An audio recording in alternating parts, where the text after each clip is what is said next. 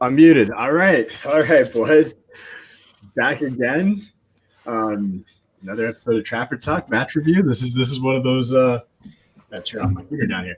One of those happy days because not only did we win, we absolutely smashed a rival and a team that's been chatting a lot of nonsense. Not the team themselves, but people have been chatting a lot of nonsense about this Leeds United team being, I think, a little overrated in my opinion. People have been talking about them like they're much better than us. So I just want to welcome Ahmed, my other co-host, back. Noah, welcome back. See you, pal. Nice to see you, man. Hey, good to see you, boys. Let's jump right into it. And I think the first thing I want to talk about is Mr. Ole Gunnar Solskjaer got it right. Plain and simple. He got it right. Ahmed, let's start with you. Drop it. Yeah, man. I don't know. Today is a day of positive vibes. You don't often get that sort of feeling when you watch Man United play. It's always, are we going to be good today? Are we going to be shocking at the back? Are we going to be, that sort of team that just doesn't turn up? Well, today we had to win because results mitigating, and this weekend again, things are just fallen into our hands once more, and it really came down to us getting 3 points. Ollie, yes, he got it right again against probably football's finest coaches, and one thing's for sure, he proved today that you can set up as much as you like against Ollie and United, but if you're going to go all out, best believe we will always come right back at you. But the start we had today was incredible. Scott McTominay was a man possessed, honestly. I'm glad Robbie's not here. He'd be here all night long, absolutely waxing lyrical about the man. And it would better safe that way instead of him being here causing us all sorts of madness in the chat. But yeah, terrific performance from him today. He stood out in more ways than one. I wanted to shout out someone once upon a time, off air on one of our match reviews. I am a huge fan of Dan James. Poor guy hasn't had many opportunities. Now, Cam refuses to accept that I think he can do a job.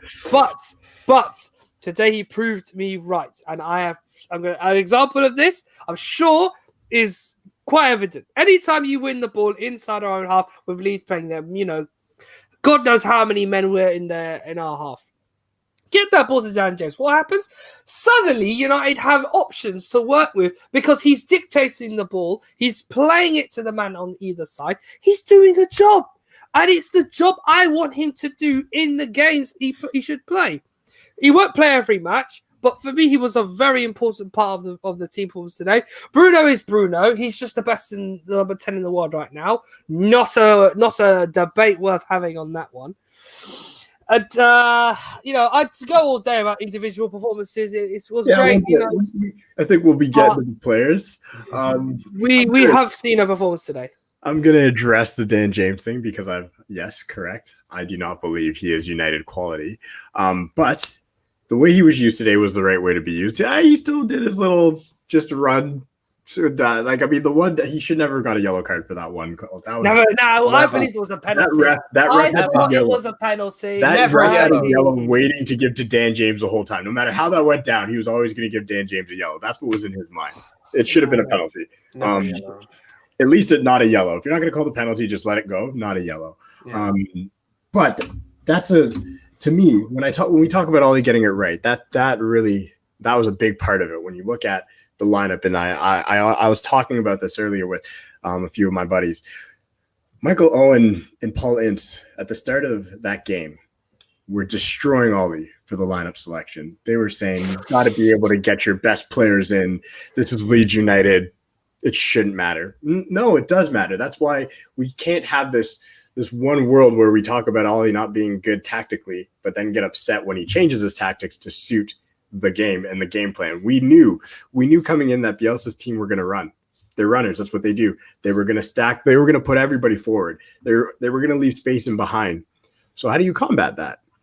You have the two midfielders who have been there and won 75% of the games for us, and Scott and Fred protect our back four. And they weren't even protected at the start of the game. It was, Messi, come outside. Scott wants to chat. That's what he was looking like. Obviously, that's a joke, but Scott McTominay with his control. But Noah, over to you. What did you feel? What did you feel some of the standouts were when it came to all these tactics? You let me know how you feel about it. Well, yeah, no, I mean, obviously it was a great performance today. There was two things I was most happy with. One was that Marcelo Bielsa was finally exposed for just being one of the most, and I'm not saying he's a bad manager, but when I tell you that journalists are so overhyping him and his credentials with Leeds United, he got shown up today, and rightfully so. Third best manager in FIFA ratings, lost 6-2. And Sky, for some reason, with their commentary, Martin Tyler and Gary Neville weren't like they're acting like Manchester United were losing 6-2. They're saying Leeds United, they're running around the most. They're doing their passing movements great. All of this stuff. Calm down, okay? Ole Gunnar Solskjaer has not only sat down Bielsa today, he's done it against Pep Guardiola. He's done it against Pochettino's Tottenham, Jose Mourinho. Give the man some respect. That's one thing. Another thing is what you were saying, Cam, about Fred and Scott McTominay. Coming into this match, a lot of people were not happy with those two being in the lineup. A lot of people were disappointed. Paul Pogba, he didn't even get to start today, come off the bench. People thought he should have started. Van der Beek again. There's a lot of people saying that he should have got into the side. But those two were exceptional. And I think on my player ratings for my match report, I gave Fred a 9 and Scott McTominay a 10. And, while Scott McTominay, he did get 3 goal contributions, 2 goals and an assist. It was much more than that. As I wrote, they were the two causing Leeds problems on the pitch. And, not only that, they were like disrupting the play with their tackling play and things like that. But at times it looked they were adopting roles as attacking midfielders alongside Bruno. And they were really like pressing, they were kind of playing how Leeds play in a way that, they're supposed to be defensive midfielders, but they're joining Bruno Fernandes on the attacking, pressing them high. And, those 2 goals from Scott McTominay really showed that, as well as the Daniel James goal, where, Scott McTominay, he picks up the ball in the midfield and he skips past.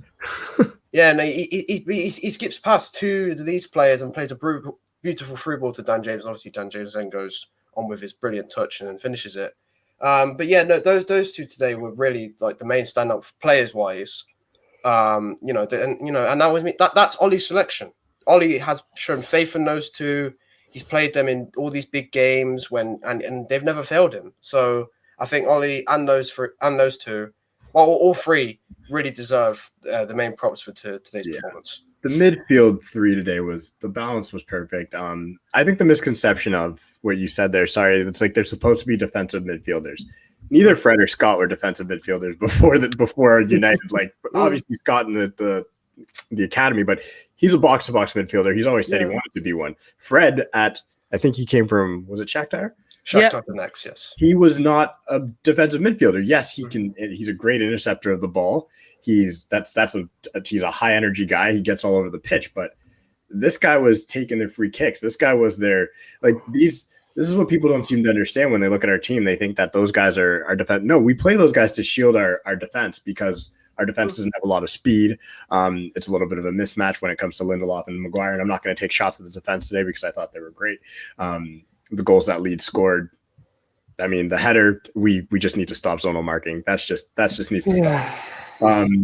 But the one goal from Dallas, that's not much anybody's doing about that, and that's fine. You'll let teams take those shots like that. If that's what you need to do to score on De Gea, which that he was immense, and that's who I want to talk about next.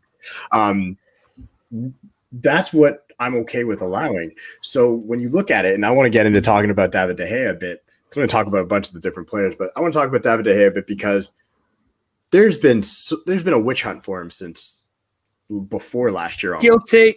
I'm guilty of this. I have never quite understood it because I think we would have been in a similar situation as Arsenal is in if we didn't have David De Gea a couple of years back when we weren't looking great, when our best player on the pitch was Fellaini or something. It's like at that point we had David De Gea making 14 saves a game. We had David De Gea being our player of the season, and everybody was just like, oh, he's got to go. He's gotten too comfortable. Yes, I agree. He probably did get too comfortable, but bring in the competition and see how he responds before you send him out. There's too many people looking to force a player of his talent, his quality. You don't go from being the best. Like there was a time for probably 3 years where David De Gea was considered the best keeper in the world. It wasn't disputed. It was across all leagues. He was touted by Real Madrid. Juventus were circling. Everybody wanted David De Gea, plain and simple.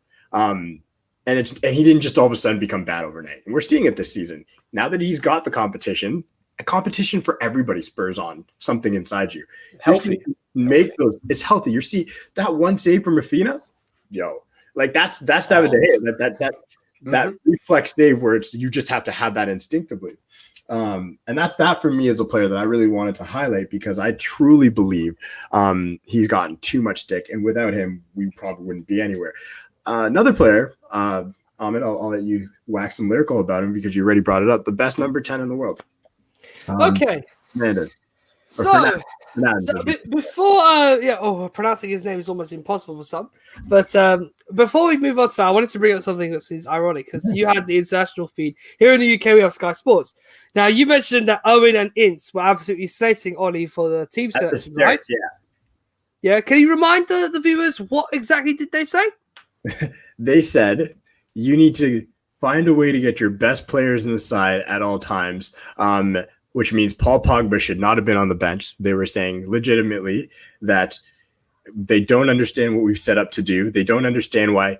Actually, Paul Ince said these words: I don't quite fancy Fred, as you guys already know. I don't like Fred. He came out and said it. And Owen was saying, yeah, I just don't get how you can go out there and not have a Paul Pogba in this side right now in this game. Okay. I bring it up because here in England, Roy Keane was on the show today. And anytime Roy Keane comes on, whenever there's United, he's always honest. He's always upfront. He's never talks nonsense, never speaks nonsense. He always is upfront with what he says. Because as a player, that's what he was. He was upfront, never a day where you think, oh, well, he's a bit weird. He's spoken out, a bit outspoken. With, Ince and Owen are two unusual characters. They've had their bitter moments at United. That's probably why they make these comments sometimes. But there's definitely something that Keane said today that stood out for me. It's that the team performance today was more replica of what we saw back when we were like in the late years of Fergie, where we used to completely batter teams. We used to get at them, give them hell, and win by formidable margins. I mean, we could have won by 10 today. Who knows? But that performance today for him was fantastic. And he said it from the outset. Though Leeds would come to give United a hard game, and they'll treat you like a heavyweight boxing match, United should put them in their place. And they proved the point. They put them in their place today. Now, to Bruno Fernandes, the mad Portuguese megastar, who there's never a day where I don't think he's the best player in the world right now for me. That's my honest opinion. But genuinely, today he dictated the game in such a way that you couldn't have. You want to think Kevin De Bruyne at Man City would have been doing that week in, week out. Yet he's got teammates that are letting him down. When you have a team playing for you, you suddenly find that many options open up in front of you. Today, United play like a team, and Fernandes was a focal point of that. As much as everyone will, shout at McTominay and say he did so well, energy, looked like Zidane out there. Really, Fernandes did make it tick a little bit. He scored the first goal brilliantly. He had a lot of that great work in rotating the play. Whenever he has his back to the box, he's trying to find the man out wide on the left. Maybe at points, he's looking to stretch Leeds a little bit more. They're playing with so many bodies up front. On the counter, there's so few behind, he can pick a pass easily. Normally, you have teams with 5 or 6 back already who are just, more interested in securing that 18-yard perimeter. He today made sure we didn't have that problem. Every time we get the ball to him, exploit the space, play it into somebody, and the chances will come thick and fast. And it's good as well that we saw him come off early because obviously we got a massive game on Wednesday. Even though people will say it's a Tim Pot trophy, any opportunity to win something is important. So for him to come off and get some rest was key because Everton, obviously, we can't take anything lightly. It was good to see that he also got 2 goals today because he didn't score last time out against Sheffield United, a rarity, let alone get involved in like the last move before the goals, like in getting an assist, for example. So good to see he got on the score sheet today. He was fantastic. I'm hoping that, he can kick on and become more and more I just love what he is. There was a funny comment today during the like I can't remember. I think it's Lee Dixon and somebody else. I can't remember who are the international ones today. But the one of the guys asked the other and said, "Do you think?" And this was crazy to me because it was funny. The pause. Do you think Bruno Fernandes would be this good if United were a better side, or does he just look good because this side's not that that good? And the other commentator who got the question paused and was like, it wasn't a good pause. He was like, what? So, yeah, what? He basically was like, and like, it was British though, so it was very like proper. He's like, I'd go out on a whim and say that Bruno Fernandes would look good in an Alex Ferguson side. Like he went as far as saying, like, hold on, let's understand how good this guy has been. Noah, I wanted to talk about, and I'm gonna let you talk about Martial's getting started. It looks like it's starting to look like he hasn't kicked on really for this year. Let's be honest, but he's starting to get into the. I know he missed some chances today, but when you're involved in basically everything, which he was, I think that's positive. What did you think of his performance today? Well, one thing I really noticed with Martial today is that he is a striker that can do everything but score, and that's literally just it. And that's not a dig at him, but for me, like his dribbling today, I think he had a run at the Leeds right back, superb. His pace when he's on it is fantastic. His hold up play is one of the best qualities he has, and one of the best players at holding up the ball and linking it up in the final third that is in the Premier League. His passing, obviously, to go with holders play, is fantastic, as well as his strength. He just can't seem to get his finishing mojo back. Last season, I believe he scored, what was it, near 20 goals? 23. 23 goals, and that is a superb amount to achieve, really. For someone who has been playing with Jose Mourinho on the left wing for a lot of his time, with Van Gaal up front and on the right for a little bit as well, which was, I don't know why Van Gaal decided to put him on the right for a bit, but that happened. And he's had a torrid time, to be fair, as of late. He hasn't been scoring a lot. He hasn't been getting enough chances, and when he does get the one or two chances, he unfortunately misses them. And there was one against Istanbul or RB Leipzig, an own goal that he really should have scored. It was PSG. Was it PSG? It was PSG. Yeah, I do apologize. PSG. The best header I've ever seen him take. A complete accident. Yeah. But he got 2 assists today, and that's but no goals. And he really probably should have scored 2 or 3 goals today. He had some really clean cut chances. I know he won the penalty, and obviously that was good, and that led to the goal by Bruno Fernandes. But I don't know. I just think for Manchester United, at the end of the day, they need a striker to grab 20 goals a season, and at the minute, Martial is not going to get close to that this season. So, I can say right now, if I'm honest with you, because I've said it before, prior to today, obviously, he had his confidence was practically shot from the international break, and it's carried on as I've been saying in past previews and reviews, that he's not able to score, he's not able to find that confidence where you'd be able to say, if he's in a position like today on 2 separate occasions where he should score, then you'd have 100% confidence in him smacking it into the bottom corner. Today, definitely. Today, sadly, that didn't happen. And I think that's him more just hesitating and still finding out where his best is. And basically his best form, his confidence in taking shots from anywhere. I mean, during this, we don't need to talk about it again, do we?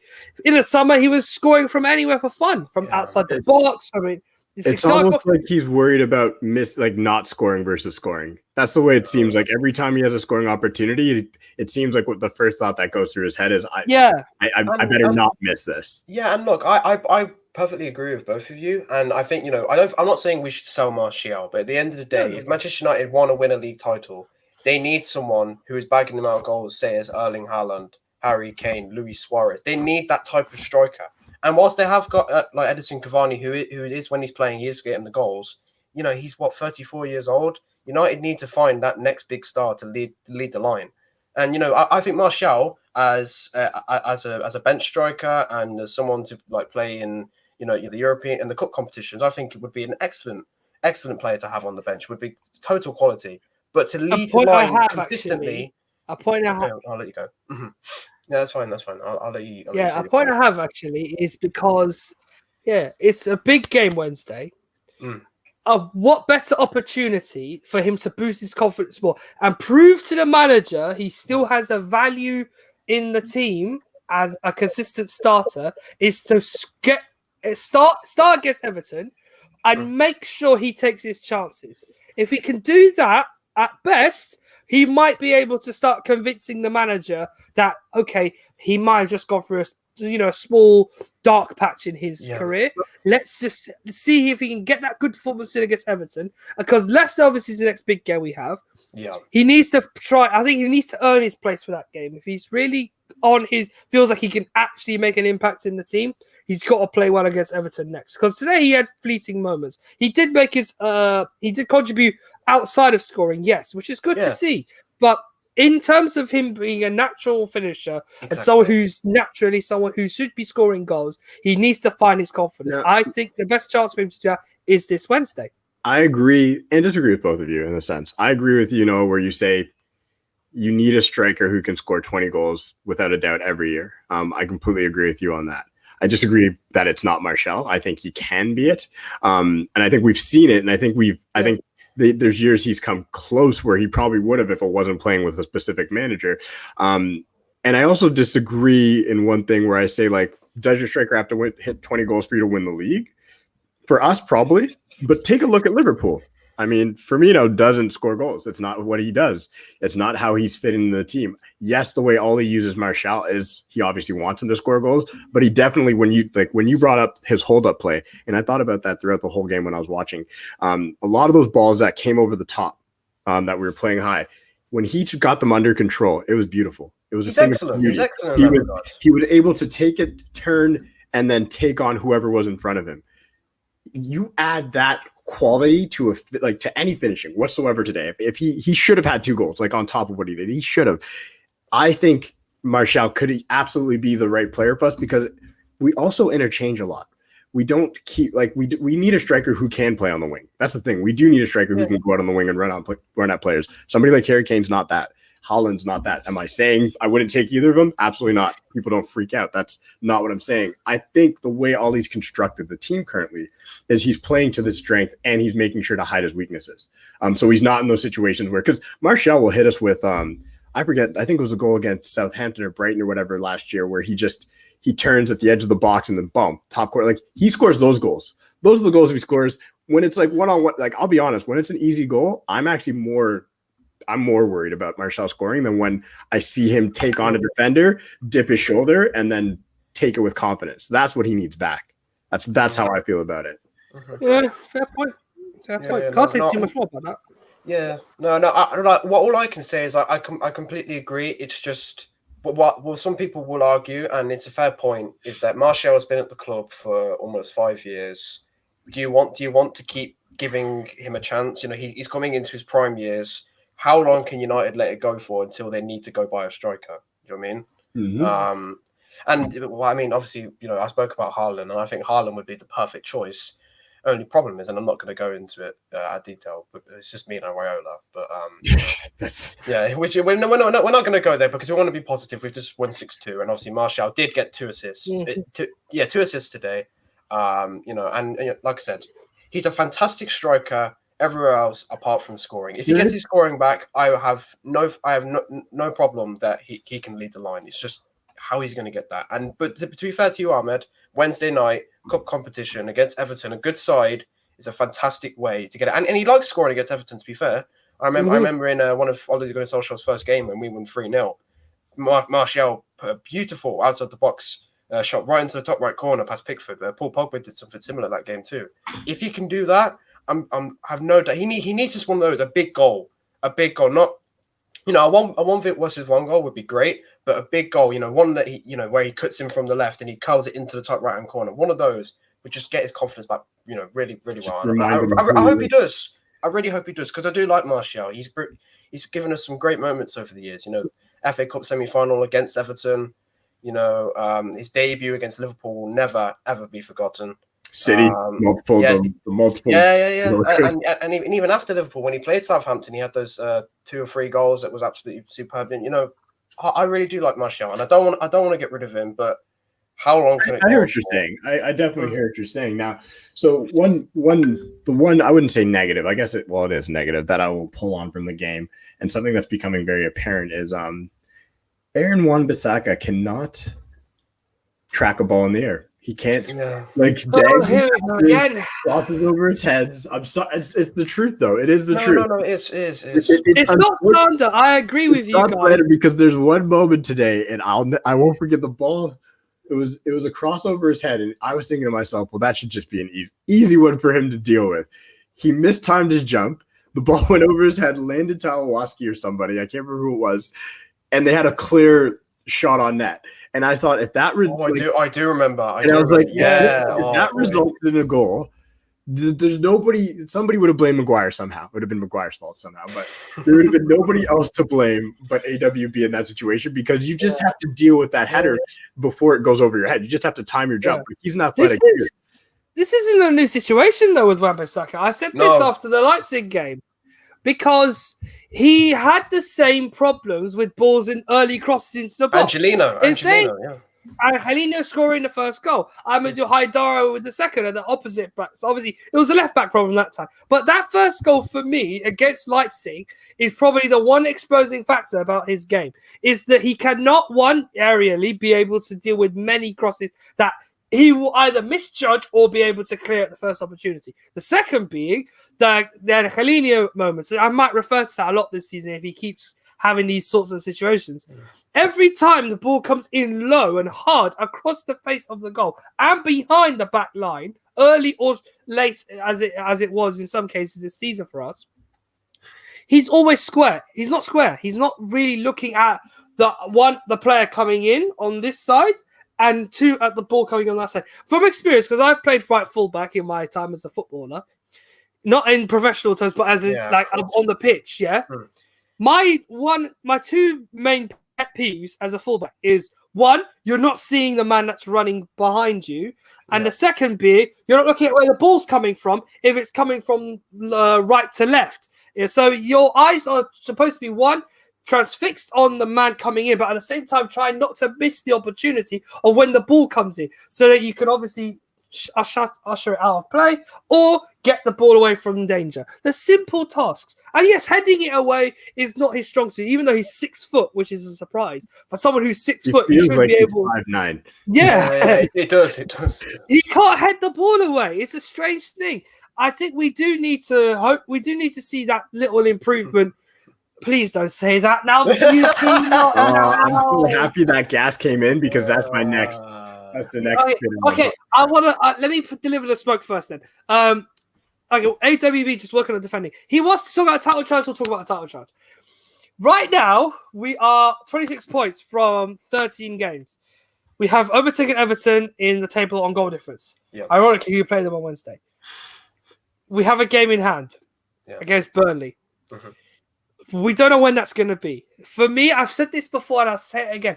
I'm not taking us being third in the league and with a game in hand and still 5 points off of the top as a title contest. I want us to be, as I've said it before, first by far before I take us seriously. I still think we have 1 or 2 problems.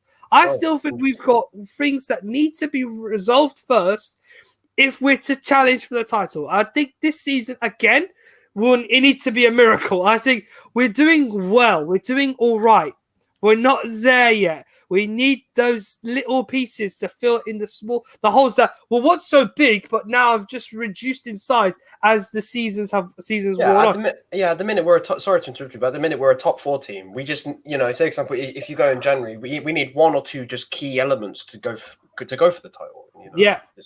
Something like that. If we are able to, obviously recruitment aside, but we are able to maintain this form and continue ticking teams off as it goes along. By the time, just in this period, I don't want to think about beyond then. Yeah. Just in this period now, where we have just 1-2 cup competitions coming up, we have Leicester, Wolves, and the likes of I think. Liverpool and Liverpool and to play in league, And Villa. and Villa in the league. Yeah, So those are 4 huge games against sides that we would regularly struggle against if we weren't on our A game. So I still don't want us to just jump the gun. I want to. I feel like falling into the hype. No, I agree. I agree. But it's not right. It's not about the hype. Nerve a bit more, just a little longer. So let me ask a question then, because it's not really about the hype. It's we're top 4 side. I've said that too. Top 4 side. It's not about the hype as much as it's about the numbers. If come January 17th, which is the Liverpool game, we have taken 9 points from Villa, Leicester, and Wolves. At that point, if we just get any result, and I'm talking a draw, like I'm more than happy with a draw with Liverpool, which we did last year. So it's not like we did the double over Leicester last year. I don't remember how it went out with Wolves. I think we kept drawing because we just needed. Yes, we did. We drew every game against because we played like 18 times in the span of like 2 months. So we just it was watching those games were like that's where people who say Bruno was playing as a 6. Bruno was playing as number 6 during his debut. Yeah, and the thing is, our tactics were just so for both sides were found out. Like both managers clearly had studied each other, so we hated each other. This year they don't have Jota. They probably won't have Jimenez in time. They're going to be playing a very different style of football, which they have been all year. So I think if we take 9 points from those games and then we get 1 point from Liverpool, I understand the not wanting to gas the team up. And yes, we have problems. But then we're now at that point, we're completely in this. I agree putting points on the board when they're not there, which is the game in hand, is the incorrect way to go because we could lose that game. Those points aren't ours yet. But from a mathematical standpoint, if we have 9 points from those games, obviously I think Liverpool's winning all their games up into that too. I don't think Liverpool's going to lose a game. And then we get 1 point, then we close the gap to 4 with a game in hand. Mathematically, that's contention. If you're Liverpool, you are then contenders. At that point, you're contenders. You're not the front runners because Liverpool are without a doubt. That's who the front runners are. There's no we can't. So it's just like when are you? I'm trying to figure out what I'm trying to do here, Ahmed. Is I'm trying to pinpoint the moment I can ask you the question: are we contending? And you're going to answer yes. Other than us being at the top. All right. Here's my honest opinion.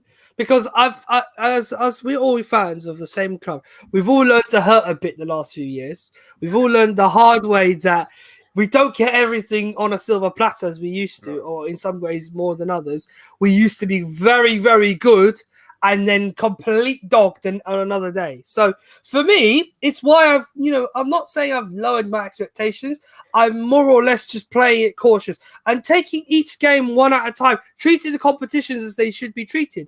The Carabao Cup for me is not the biggest competition we should worry about, but if it means that Oli can just get that, that annoying monkey off his back with not having one silverware, if he gets that off his back, it could change the mentality of the whole club. Who else is left in that tournament? At the moment, Everton, Everton, Arsenal, City. You have Stoke and Tottenham and Brentford, Newcastle all playing in the quarterfinals. The semi-finals are, I believe, two-legged. I'm not sure. They are two-legged. Yeah, because Manchester City last year was two-legged. Over 2 legs against us. I was thinking they'd do one this year, but no. They might change it. I don't know. I can't remember. I'm hoping they did because Manchester United over 2 legs, not great. There are problems there. When it comes to a single format where there's all the marbles on the line, they can turn up. So it's done. No, just to update you, it's one. One leg in semi-final. No longer 2 leg. It used to be. It's no longer. Oh, good. Okay. This is important. We're now 2 games away from Wembley. So for us, this is a huge opportunity to get one step closer to the final. Again, he needs to get that monkey off his back of not winning a trophy. So if he can do that, maybe the mentality will change a little bit and we can start focusing. For you to ask me the question, are we going to be challenging for the league this season? I will stand by no until it's a long way away. But let's say the reverse against Liverpool is May the 1st. If we are... Yes. Oh my God, that's huge. That's huge. Well, May 1st. Potentially, yeah. Because there's 4 games to go after that. Wow. And obviously, before that, we still have Tottenham, Chelsea, Arsenal, and Leicester. Not Leicester. Chelsea, Arsenal, Man City to play. Just tough away games, all away from home. Yep. Tottenham, City, Chelsea, and Arsenal away. So we don't have it easy. All we can really do, as I said, is play as well as we can, take each game at a time. Whatever happens, and then see what we get to May, we see where we are. I will only take us seriously at that point. You can clip it up, do what you like, but I don't want to say it. I don't want to say it until I'm absolutely sure we're in first, above Liverpool, and at least, because at the time there's 15 points to play for on May the 1st, we have at least 6 or 7 point gap. Then I'm going to start saying we have a chance to win the league. No.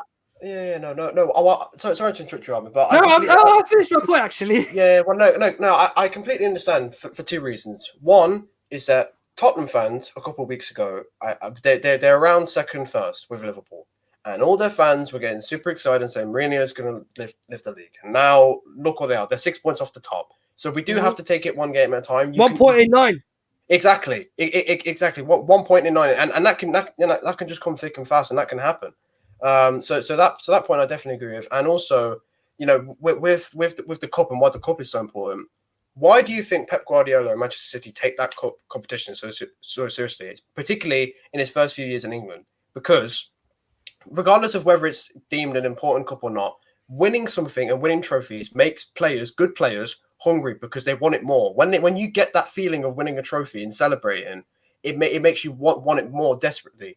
And players like not necessarily like Bruno Fernandes, because he already has that hunger, but players maybe like Martial, Paul Pogba, Van der Beek, Maguire, they'll start to believe. If we can win this against teams who, as you said in the Carabao Cup, the teams that are in there are good teams. Why can't we win the league? Why can't we? So, I think the cup is crucial, and as you said, it's only one leg in the semi-final, and as Ahmed said, 2 games away from Wembley. That's it. We have to win those 2 games. So, midweek is crucial. Obviously, the Carabao Cup really should be crucial and should be taken seriously. But it will be by Solskjaer, because I know how serious he tried to take the Europa League last year. But, and I understand with Ahmed saying as well that we do need to take it one game at a time, because, we can just have a couple of rough games. I mean, these next games, Leicester, Wolves and Villa, say we drop points there, and then we're far away from Liverpool, and then we're not really talking about a title charge. And that's exactly why I'm about the gas right now, because you never know when you're going to have this feeling again. We could in 2 I understand it completely. So it's like, I get everybody. I completely agree with everybody that we're not actually going to, but I'm not going to not speak it into existence, because I do believe from a mathematical standpoint, there's something to be said. And that's where I look at it. But then you make a good point about the cup competition. Jose had the same feeling about the tournament. He actually said it. It's like he makes a point of setting the tone by winning that tournament. That's an important thing to do. Yeah, because you win it in February as well. In February, it's a good time to then build on momentum. You've got 3 months then to make the title charge. That's when you make the title charge. And everybody's talking about your trophy outlay when it comes to when you're a team like United. They even say it's like, oh, now adding to of course, how many trophies we're on now, but I know we're going for 21 when it comes to the league, but when it comes to just our trophy outlay, it's always nice to have those conversations surrounding your team versus the bottled it or versus the had a chance. Like the narrative changes, and I think the narrative around players like Paul Pogba, I'm going to use the main example, as a player who drives off what's being said about him, about being loved, about being appreciated. When you win a trophy, you get all those things in droves. Like, you become appreciated, you get loved, you get you don't have to deal with the noise of the negativity. Somebody like Bruno, I don't believe needs that. But he's been in his fair share of, I know Sporting went to a bunch of finals with him in their I forgot what their tournament's called, but they have the Portuguese Cup and the League Cup. He has won that, the League Cup, but they did lose. I think it was it was last season. It was last year. Last year they lost the Super Cup final, and I think this was when you saw him crying on the pitch after the game, thinking it was his last game for Sporting. Was he actually going to leave in the summer and not in the not as we would have seen in January? But to raise the point, a hypothetical situation. I understand gassing up everything is what we do here, and it's quite a good thing, but All right, let's say this then. In the short term, for me, for us to be considered title challengers, and then May 1st will be when I to actually start saying we're there. Let's say Everton aside, Leicester, Wolves, Villa, we pick up those points. All right, we pick up those points, and we get to Liverpool. We at least we don't lose that game. We just don't lose that game. If that is how it goes up to after Liverpool, we have then got Fulham and Sheffield United and Arsenal. So a bunch of bottom league side. Yeah, exactly. Well, they are. No. Their fans are trying not to burn a few trees at the moment. That's what I'm trying to do here. It is the truth. That's the good thing. But yeah, you have after Liverpool, you have 3 basement clubs. So what we should do, hopefully, if we get to that point, then I think we have a let's say a platform. We have a platform to start to let's say put the pressure on those teams above us. let's say that I will accept that if we get the points up to Liverpool. A good point, though, because and then that's what we need to start doing, though, because if we do get any points, and then at that point, then it is Liverpool can't slip up. It is the games where the Fulham game that should have been a loss but was a draw. Those start, like, if you're a player on the pitch during that moment and you've seen United haven't lost in 10 games or whatever, and they're breathing down your necks, that changes how somebody approaches the game. And when you're in the game too, it's like you can see the desperation. Liverpool doesn't play with that right now because they don't have to. Yeah. Like I was like watching Liverpool play, it's like they look comfortable. Plain and simple, every game they look comfortable. They don't look like they think they're going to lose at any point, and they don't look like even if they lose that it matters. They need somebody to start putting that fear back into them. I thought it was going to be City this year, to be honest, and it still could be. City could. This is the thing. Everybody's not talking about City. I refuse to rule them out because City could have. Of course, January is huge. January is huge in that respect. Oh yes. Oh yes. January is huge in that respect. Because, where do we begin? Because if you think about it, for any team, sorry, I'll let you go, Ahmed. I'll let you go. Yeah. Okay, we need at least, if we're going to challenge for the title, we have to bring a CDM in. For me, It's a priority position. If we don't fill the role, because I love Nemanja, he does a great job. He does play. He has the day or two where he can fleetingly not be there or make a mistake. He doesn't, as always, defensively do a good job. He's a DM, so he should be good defensively. But he does progress the ball. He does make us tick in a way by holding possession midfield and distributing it to our attacking players. He does that job so well. He can be an asset, but he is not young, unfortunately. So how do we sort this out? Well, once again, apparently we're going in the South American market for someone called Moises Caicedo. To my knowledge, he is compared to N'Golo Kante as an energetic runner, winning tackler, a solid player, strong on the ball, someone who can really, kick on in his career. So he got back over in South America against. He's a DM, ironically. Yeah. No, but so, what club? Do you know? I'm not too sure. I mean, I'm literally doing this week a scout report. Like, literally, I'm going to do my homework, if you will. All right, let me have a quick look for you then. Because that's interesting. I mean, I look at it as DM is a priority for us, but currently Ollie's figured out how to play without one. True. So it's like, in my opinion, the one thing that I want to see is us add width, and like the kids that we bought, as much as they're kids, it would be nice to see them playing maybe. Well, we're gonna have to wait to see what. Sorry to interrupt, we're going to have to wait to see what Diallo is going to do because we don't know if Diallo is going to go the same route as Palestri into the under-23s, into the youth academy, or whether he's actually going to come and be a bench or a starter. We don't know that. So obviously that's going to affect who they look for wide players in January. Obviously with the defensive midfield position, there is Moises Caicedo who's Ecuadorian. There's also, I believe, Dennis Zakaria. I think we're looking at. He's an expensive option, though. Apparently, it would be extremely difficult for us to buy. He's the expensive option. He's the expensive option. I don't know if we'll get him because as always with the Bundesliga, you have Bayern and Dortmund. They are the serial spenders in the division. On top of that, he's been scouted in Spain as well. And United as a team who need players like of his ilk, competition for them in the transfer market is something they can't do very well in. So we can't really count on us looking at him being an option. Sounding as what I'm reading is out of the question now. So we won't see him. So Sono must be one of those, players again, like Pelistri is and like Diallo is, who can make a difference later on, but can come in and develop his game at a very high level. So from what I've read here, he plays for Independiente del Valle in the Ecuadorian League. Yeah. He's played in the Copa Libertadores against some very big teams, and is as mentioned, Ecuadorian international, who played a part in their 5-0 thumping of Colombia last month. So he's got pedigree already as an international player, and he's rated quite highly in South America. But again, United have a problem with competition. According to another source, there is West Ham, Ajax, AC Milan, Sporting Lisbon, and Marseille all keen to sign them up.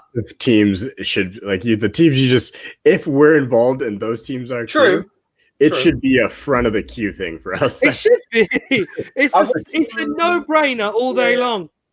Well, let's be fair, with the competition point, I've also heard. I literally just checked my phone again to make sure. I can't pronounce his first name, but Basuma from Brighton. Basuma, yeah. Yeah. I'm not sure if he's like a specialist defensive midfielder, but I've also heard we're potentially looking at him and Ben White.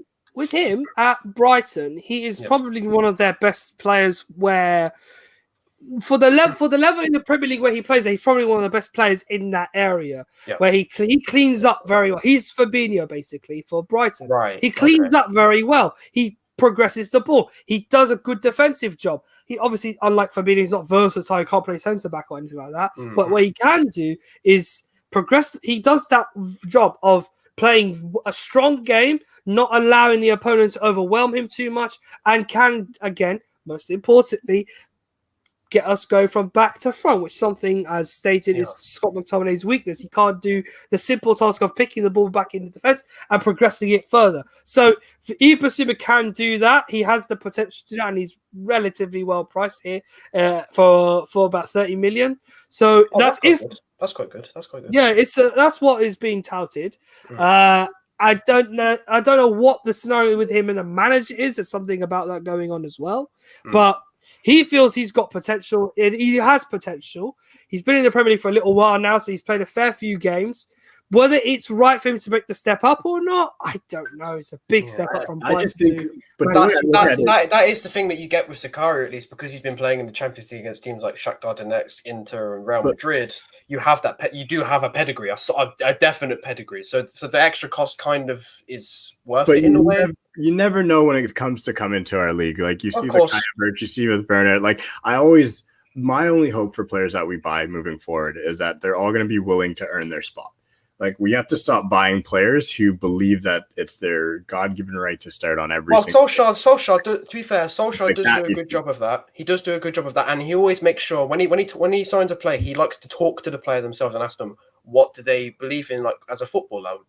Is their main motivation football? What are their hobbies? What he likes to get to know them as a person as well as a footballer, which I think is a really good thing when scouting and signing new players, because you get to know a lot about the person who you're dealing with. A great example is Alex Telles, because that is the most chilled out person you could ever see as a football player. When he signs for United, he's probably no big fanfare, nothing. Everyone knows about him, but no big fanfare or anything like that. He comes to United, and then when you look at what he does off the pitch, he sings, he plays the piano. Obviously, not a cursing thing, obviously, but he plays the piano, he plays guitar, he sings. He spends time with with people close to him, not all the time, obviously. Those within his bubble. He tries his best to keep it communal. No bad vibes. He's probably the best model professional you could see coming into England for a cheap price. He's a wonderful person, clearly. Yeah. Well, he's happy with his role, and he's happy with his role, and that's what I like. Yes, exactly. He hasn't come in and been like his agent saying he should be starting over Luke Shaw or like why did we buy Tellus? We have a left back or any of that nonsense. He seems to be very clearly accepting of the fact that he's going to rotate with Luke Shaw. He's going to play left wing back sometimes. He's going to play left back sometimes. Sorry to interrupt you a bit, but Cam, but literally you saying that is this reminding me when we're talking about signings. One thing that Ahmed brought up earlier is about Wan-Bissaka and about his errors. Now, one thing I have seen is that Solskjaer believes, according to reports, that that's because he has a lack of competition. When Luke Shaw had competition with Brandon Williams, he was playing better. Same as David De Gea. Mm-hmm. Wan-Bissaka at right back has Laird. Yeah, that's about it. Not good enough. Yeah, we saw this in the competition. Well, yeah. So United have been looking at Kieran Trippier, who, according to reports, is more than happy to not play all the time, and he's happy to rotate with Wan-Bissaka because he knows, according to reports, in quotations, Wan-Bissaka is better than him, particularly in defending. So for a signing like that, I do think United should definitely look at it. Question is Ed Woodward going to pull out the checkbook? We have to wait and see. But like you said, we need players who are committed, who are happy to play in a certain role, whichever Solskjaer and the board are offering. But we do need some quality as well. So it's going to be interesting. Ken, what do you think about us signing Trippier? Depends on how Delo does at AC Milan. Because so this is the thing. One of Trippier's biggest attributes is he's a great set piece taker. Yep. Currently, we don't need that because we have Tellus, we have Bruno Fernandes, so we have two specialists in that base already. And then realistically, like Pogba can take it, even though he may not be here. Rashford, we have guys who can do that. What we'd be bringing Trippier in for would be overlaps, crosses into the box, more attacking play. Playing right wing back because we don't really have one of those. We play left wing back, there's always no balance on the right side because you put Aaron Wan-Bissaka right wing back, which he's absolutely not. Like, he is a great fullback. He's like, so when he's playing in any back five, I'd much rather see a Trippier there. But if Delo is developing and becoming as good as like Trippier is when it comes to going forward, as good at getting the balls in the box, I say just bring him back. Because Trippier, I do like what you said. Is I do believe when it comes to British players like a Trippier, they know what it means to play for Manchester United, and he knows that if he comes and he's not number one, he's okay. Like, I wouldn't ever question him being okay with his play. Like, he'd be happy to play 5 games, 6 games in the season. I believe that. So that's why I bring him in. But I would not bring him in for any moment thinking that he's going to be the answer. The cool thing with Delo is that would be a true competition. Because now, like, if he learns how to defend and he's a better going forward, the guy's got pace. He's athletic. He loves the badge. He's always talked well about United. He's never, ever, his agent knows skills too. Those double step overs. He loves to use nobody's come at him. He's never said anything bad about the club. So if we can develop him abroad, bring him back, and then you have Luke Shaw, Tellus, Aaron Wan-Bissaka, that's depth. That's This is why I was sad to see him go, because I thought he could my ludicrous mind at the time, because obviously the transfer window was going so badly. I thought, well, we're trying to get Tranmere, put him in the right wing position, but obviously ludicrous thinking. In my head, I think Diogo Dalot as an attacking player is miles better than Wan-Bissaka. I think he is quality in the final third. He can cross the ball very well. He's a threat, in fact, himself in the penalty area. He scores goals. And more importantly, I think this time he's spending in Italy with AC Milan, I have watched him play. He's developing his game tenfold in many ways. He's better with the ball at his feet. And that's why I was happy for us to sell him, because he's making smarter decisions now. He's making smarter decisions. Things you like him doing at Man United. He's now sort of he's not exactly got rid of it. No player's perfect, but he's making better decisions in some matches. He's making it easier for teammates to find him, and he's able to supply them with crosses or play the good ball in. For me, I would avoid Milan in the Europa League if we end up getting Barca Sociedad, because you never know. But personally, he keeps this up, I firmly believe we might have him supporting Wan-Bissaka in the season. Which I'm happy with. And the reason I think Ollie decided to send him out on loan is because in what we needed this year and last year is we needed somebody that's just defensively a rock that can't get beat, that can go up against the Sterlings, that can go up against the Suns, that can go up against those players and shut them down. We needed that. We absolutely needed that. Delo had been exposed far too many times for, I think, Ollie's liking. Like we've seen it on the defensive end, and we were trying to build. Ollie's always said it. He wants his back line to be strong. That's kind of the foundation. It's why he picked Luke Shaw over Tellez today. That's why it's what he does. But against Sheffield, against a team like Sheffield, he starts Tellez. So it should be the same thing on the right side. You would take Aaron Wan-Bissaka. So it's like if we not Aaron Wan, but you take Delo or you take Trippier. So I'm completely okay with whatever the decision might be. Whoever that player is, they need to be the attacking outlet. They need to be, and I'm okay if it's again. Tellez isn't terrible defensively. He's not terrible. He's just not as good as Luke Shaw. I don't think Delo will be. I think going to Italy, where they do play a bit more defensively, the Italian game is a little more structured. He's going to learn a lot of that. He's going to learn a lot of positioning. It's not about going forward and just making sure you get the crossing, because he was our best crosser of the ball at one point. I'm sorry, like I agree with you, Ahmed. He was levels above Aaron Wan-Bissaka when it comes to going forward. So whoever you decide, Trippier or Delo, Wan-Bissaka next year needs competition. I don't care how it comes, but it has to happen. And it'll be beautiful if it comes from a player that's a 20-year-old that we sent out on loan, that we use the loan system properly and we developed, and we built that internal competition like the teams of old, where it's like at any point in time, like today, if you're Leeds United, you've been running all day. You've been running us into the ground. Ollie then signals for Bruno to come out, signals for Rashford to come out. A lot of times you're supposed to be like, oh, at least I'm going to get a break. No, you're looking over at Donny van de Beek and now Cavani coming on. You're like, great. That's like, if you're a player on the pitch there, you're thinking, I don't want to cuss, but you know what? You're like, there's no break. So if you have an Aaron Wan-Bissaka competing with a Delo who's flying. Look at Manchester City's bench, for example. Look at their bench. They sometimes have Mahrez and Bernardo Silva at the same time on the bench. Two world-class players that would get into most teams. Silva's looking a little suspect this year. You know what I mean? I know what you mean, though. I know what you mean. There's days where you look over at the bench and you think, are you kidding me? That City's B team is better than almost anybody. Exactly. That's what you want. Because those players sitting on the bench, and this is what people don't quite understand, is they say, I think people get in this whole, because of social media, this whole free so-and-so, free that. Players don't think like that. Players are thinking they're desperate to get in. What do I need to do? As soon as I touch that pitch, I'm going to do whatever I can to prove that I should. And that's what competition is healthy.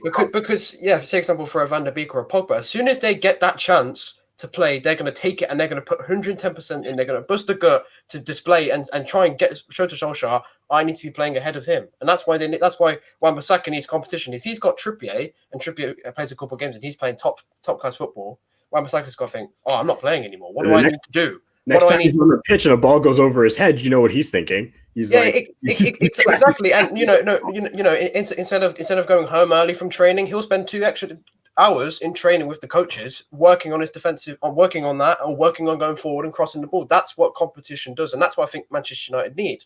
Another thing I was maybe going to bring up, if we don't have time, that's fine. But obviously, regarding January and the transfers, is centre back, and obviously we've been linked with Ben White and Upamecano. Okay. Yeah, so I didn't know if you wanted to get into that tonight. That's perfectly fine if you don't want to. It's just we're talking about transfers. That's another position that's been talked about. I'm going to skip that tonight because we are coming. That's fine. We're cutting it 5 time. There's plenty of time to talk about that one. With that being said, I'm gonna. And there's a show as well. We have that show coming up which covers all this anyway when the window opens. So yeah. There'll be plenty of transfers. Hold firm. But yeah, tonight was a fun show, guys. I'm going to stop it there again for anybody watching back. Like, subscribe. Other than that, thanks for coming out, and we'll see you guys again sometime soon.